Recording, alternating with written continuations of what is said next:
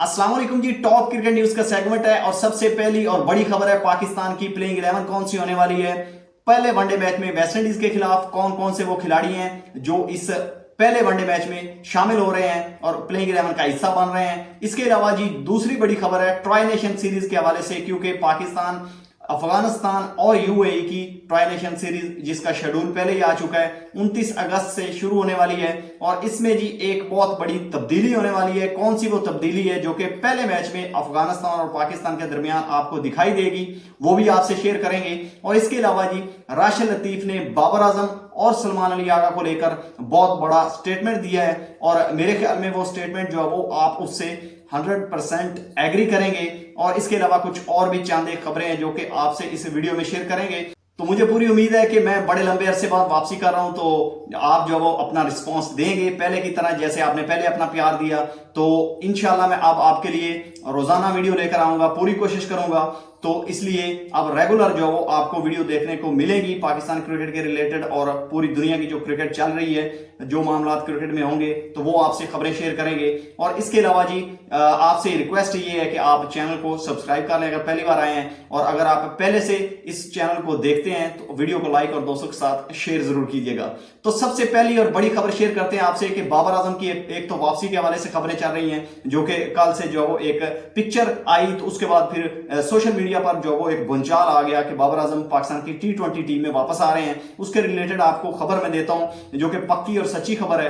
खबर ये निकल कर आई है, जो मीडिया रिपोर्ट्स आई हैं कि बाबर आजम पाकिस्तान की T20 टीम में वापस आ रहे हैं। हालांकि ये खबर बिल्कुल रूमर है, यानी कि ये सच्ची खबर नहीं है, क्योंकि ये जो मीटिंग हुई है पीसीबी चेयरमैन मोहसिन नकवी, बाबर आजम और मोहम्मद रिजवान की, ये किसी और मुद्दे पर थी, ये उनको वापसी को लेकर नहीं थी। लेकिन जब फखर जमान इंजर्ड हुए और जो ओडीआई सीरीज थी पाकिस्तान और वेस्टइंडीज की, उसमें बल्कि जो 2 मैचेस वेस्टइंडीज के खिलाफ पाकिस्तान ने T20 खेले आखिरी, तो उसमें भी वो शामिल नहीं थे। उनको जो वो हैमस्ट्रिंग हुई है और वो वतन वापस चले गए। तो इसलिए अब वो खबरें ये चली कि बाबर आजम जो है वो जो ट्राई नेशन सीरीज है आगे चलकर 29 तारीख से शुरू हो रही है, पाकिस्तान, अफगानिस्तान और यूएई की, उसमें शामिल होंगे। लेकिन ये खबर अभी तक जो है वो 40-60 है, क्योंकि 40% चांसेस हैं कि बाबर आजम वापस आ जाएंगे इस ट्राई नेशन सीरीज में, और 60% ये चांसेस हैं कि बाबर आजम जो है वो वापसी नहीं करेंगे। उसकी बड़ी वजह यह है कि पहले T20 के ऐसे प्लेयर हैं जैसे मोहम्मद नईम है, ख्वाजा नाफे हैं, यंगस्टर्स हैं जो पीछे बेंच पर बैठे हैं, बल्कि उनको पाकिस्तान की शाइनिंग टीम में भी शामिल नहीं किया गया। तो उनके रिलेटेड जो है वो बहुत सी खबरें आई हैं। जो साबिक प्लेयर्स हैं वो भी कह रहे हैं कि उनके साथ ज्यादती हुई है, उनको पाकिस्तान की शाइनिंग टीम में लेकर जाना चाहिए था। PSL में उन दोनों ने अच्छा परफॉर्म किया, खासतौर पर मोहम्मद नईम ने।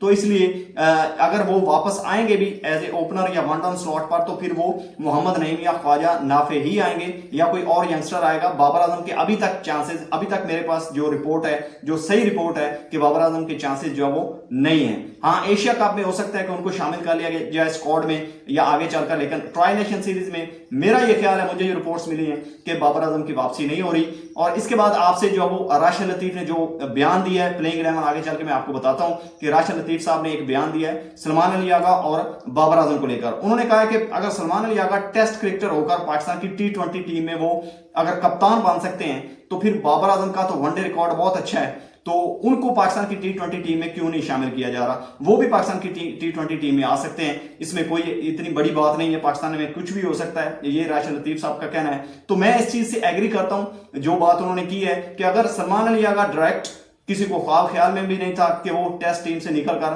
पाकिस्तान की T20 टीम के कैप्टन बन जाएंगे। हालांकि वो वनडे स्क्वाड और T20 का तो बिल्कुल वो हिस्सा ही नहीं थे, लेकिन अचानक जो है वो उनको पाकिस्तान की T20 टीम का हिस्सा बना दिया। आपने देख लिया है, ऑल दो के उनकी जो परफॉर्मेंस है वो मिली जुली है, लेकिन अगर वो पाकिस्तान की T20 टीम में आ सकते हैं और ओडीआई स्क्वाड में आ सकते हैं, तो फिर ये क्यों नहीं हो सकता कि बाबर आजम पाकिस्तान की T20 टीम में आए। हालांकि जो लास्ट सीरीज उन्होंने खेली है, जो वर्ल्ड कप खेला था, उसमें भी उन्होंने अच्छा परफॉर्म किया था। फिर जब ऑस्ट्रेलिया गए वहां पर भी उनकी मिली जुली परफॉर्मेंसेज रही है, सारे खिलाड़ियों ने परफॉर्म मिला जुला किया है, तो उनको जो है वो ड्रॉप कर दिया गया। हालांकि मोहम्मद रिजवान, मुझे लगता है कि वो अब इस स्टैंडर्ड पर पूरा नहीं उतरते कि वो T20 टीम में शामिल किया जाए। मोहम्मद हारिस को रेगुलर मौके मिलने चाहिए, लेकिन बाबर आजम जो है वो ऐसे खिलाड़ी थे जो कि अपने स्ट्राइक रेट को प्रूव कर सकते हैं। उन्होंने प्रूव किया भी है। जो लास्ट सीरीज शाहीन अफरीदी की कप्तानी में पाकिस्तान ने न्यूजीलैंड में खेली थी, वहां पर उनका 156 का स्ट्राइक रेट था, 160 का, तो वो बाहर जाकर परफॉर्म करते हैं। लेकिन अनफॉर्चुनेट पाकिस्तान में कुछ क्राइटेरिया ही ऐसा है कि जिस प्लेयर को नजरअंदाज कर दिया जाए एक बार तो फिर वो पाकिस्तान की टीम में वापस नहीं आता।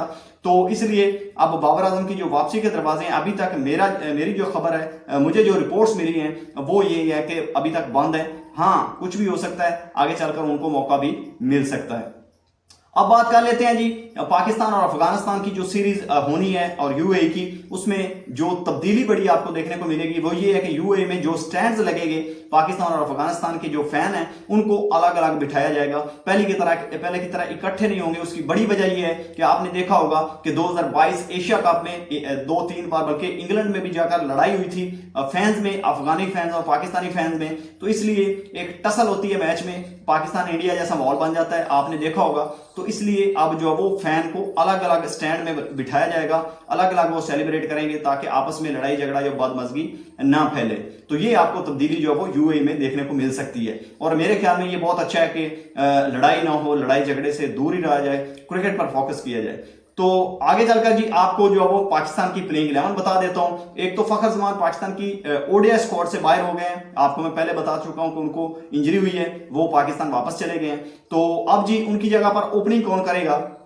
पहले आपने देखा होगा कि अब्दुल्ला शफीक या उनके साथ कोई और ओपनिंग करता था और फखर जमान ओपन करते थे, लेकिन अब जो है वो साइम अयूब और अब्दुल्ला शफीक आपको ओपनिंग करते हुए दिखाई देंगी इस पाकिस्तान की जो सीरीज हो रही है ओडीआई, तीनों ओडीआई में। और जो नंबर 3 का स्लॉट है वो आपको पता ही है, वो किंग बाबर आजम का है। और तो बाबर आजम जो है वो नंबर 3 पर आएंगे। नंबर 4 पर जी मोहम्मद रिजवान कैप्टन है, तो ऑब्वियसली वो भी नंबर 4 पर ही खेलना पसंद करते हैं, तो नंबर 4 पर वो आएंगे। और इसके बाद जी नंबर 5 पर आपको सलमान अली आगा खेलते हुए दिखाई देंगे। और एक भारी भरकम पाकिस्तान का इस बार जो है वो मिडिल ऑर्डर होगा जिसमें हसन नवाज को पाकिस्तान के ओडीआई स्क्वाड में इंक्लूड किया गया, जो कि बहुत ही अच्छा फैसला किया है उन्होंने। क्योंकि पाकिस्तान का जो नंबर 5-6 का नंबर है, जब 35 से 40 ओवर्स होते हैं तो वहां पर पावर रेटिंग की जरूरत होती है, तो पाकिस्तान वहां पर लैग करता था।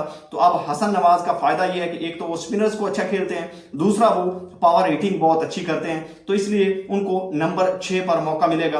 और इसके बाद मोहम्मद नवाज पाकिस्तान के स्क्वाड में वापस आए हैं एक बार फिर ओडीआई स्क्वाड में, तो उनको जी नंबर 7 पर जो वो इस टीम में शामिल किया जाएगा शादाब खान की जगह पर। और इसके बाद फहीम अशरफ आएंगे। Faheem Ashraf as a bowler भी खेलते हैं और बैटिंग भी आपको पता है कि मिली जुली वो कर लेते हैं। उतना अच्छा उनका ट्रैक रिकॉर्ड तो नहीं है वनडे में बैटिंग का, बल्कि ओडीआई में T20 में भी नहीं है, लेकिन उनको जो वो एज ए बॉलर ही खिलाया जाएगा। इसके बाद जी शाहीन अफरीदी का नंबर है नंबर 9 और नंबर 10 पर जी नसीम शाह की वापसी हुई है। नसीम शाह आपको पता है कि पाकिस्तान के T20 स्क्वाड का हिस्सा नहीं थे, उनको ओडीआई स्क्वाड में रखा गया है। और इसके बाद जी जो नंबर 11 का स्लॉट है उसमें 2 खिलाड़ी हैं, 2 स्पिनर हैं, स्पेशलिस्ट हैं, जिसमें अबरार अहमद T20 सीरीज उन्होंने मिस की है और मुझे लगता है कि सुफियान मुकीम और अबरार अहमद दोनों में से अबरार अहमद को वनडे स्क्वाड में वनडे प्लेइंग 11 में रखा जाएगा। उसकी बड़ी वजह यह है कि दोनों को मौका मिलेगा और एक को जो वो T20 में मौका दिया गया और दूसरे को वनडे में मौका दिया जाएगा।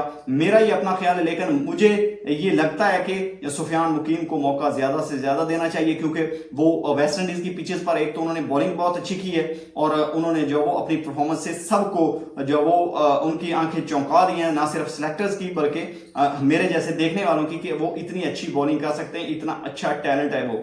तो मेरे ख्याल में जो सबसे बेहतर ऑप्शन है वो सुफियान मुकीम की ही है, क्योंकि वो अच्छा डिसीव करते हैं बैट्समैनों को और उनका इकोनॉमी रेट T20 में भी अच्छा है, तो वनडे में तो आप खुद सोच लीजिएगा वो कैसी बॉलिंग करेंगे। तो उनको मौका मिलना चाहिए, एक सीरीज कम से कम उनको देनी चाहिए।